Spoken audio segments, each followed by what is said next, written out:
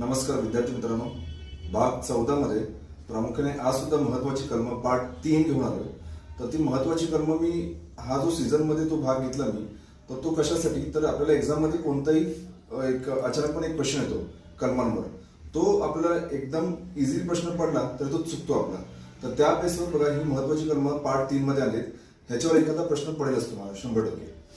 तर बघा कलम 280 हा कलम आहे वित्त आयोगाशी संबंधित. कलम 312 अखिल भारतीय सेवा, जे की राज्यसभेला अधिकार आहे. कलम 312 नुसार राज्यसभेला अधिकार कसला, अखिल भारतीय सेवा निर्माण करण्याचा अधिकार आहे.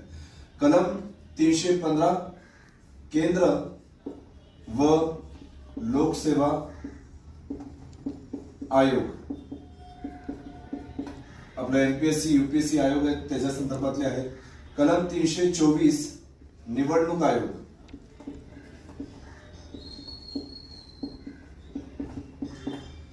कलम 343 हिंदी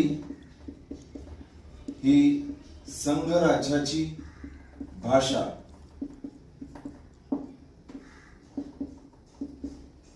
कलम 352 राष्ट्रीय आणीबाणी. पहिली राष्ट्रीय आणीबाणी जी घोषित करण्यात आली प्रामुख्याने भारत व चीन युद्धाच्या कालखंडामध्ये.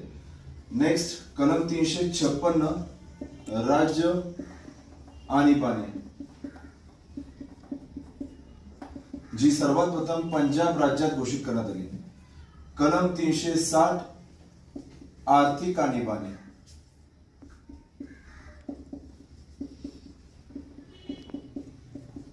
कलम 361 राष्ट्रपती राज्यपाल यांना घटनात्मक संरक्षण दिलेले आहे.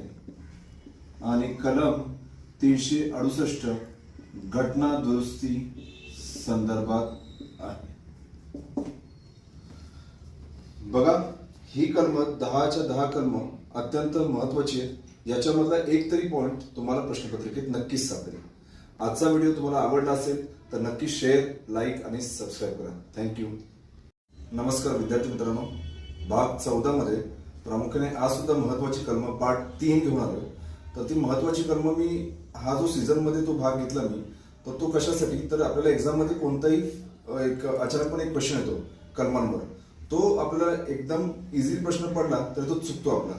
तर त्या बेसवर बघा ही महत्वाची कलम पार्ट 3 मध्ये आलेत. ह्याच्यावर एखादा प्रश्न